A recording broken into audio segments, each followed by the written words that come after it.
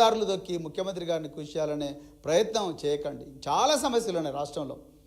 ఇలా విద్యాశాఖ commissioner office ముందర వందల మంది పోరాటం చేస్తూ ఉన్నారు. Ministry of small medium micro enterprises వాళ్ళు పోరాటం చేస్తూ ఉన్నారు.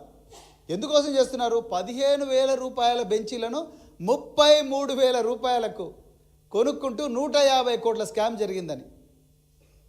కాగజ్ నగర్లో మున్సిపల్ కార్మికులు గత 16 రోజులుగా 6 నెలల నుంచి జీతాలు లేవని పారిశుద్ధ్య కార్మికులు పోరాటం చేస్తూ ఉన్నారు. ఆకలి చావులు చేస్తూ ఉన్నారు.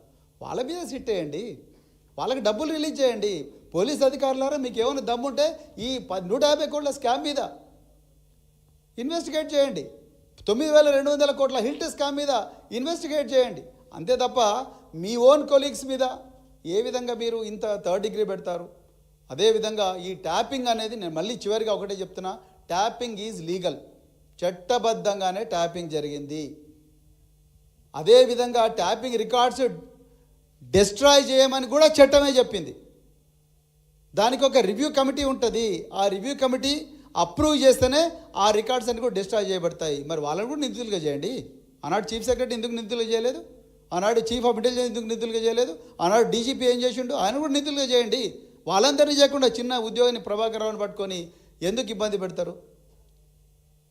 అందుకొరకు మీకు చేతనైతే రైతుల సమస్యలు పరిష్కరించండి. మీకు చేతనైతే నిరుద్యోగులకు జాబ్ క్యాలెండర్ ఇప్పించండి. మీకు చేతనైతే జీవో 46 ఎవరైతే పోలీస్ అభ్యర్థులు ఉన్నారో ఆ జీవో 46 బాధితులందరికీ న్యాయం చేయండి. మీకు చేతనైతే ఎన్నో, ఇప్పుడు కాంట్రాక్టర్లు బిల్లు రాక ఏడుస్తున్నారు. 20% ఇచ్చినా కూడా మా బిల్స్ వస్తలేవు, లంచం ఇచ్చినా వస్తలేవు అని అంటున్నారు. వాటి మీద సిట్ వేయండి, వాటి మీద ఇన్వెస్టిగేట్ చేయండి.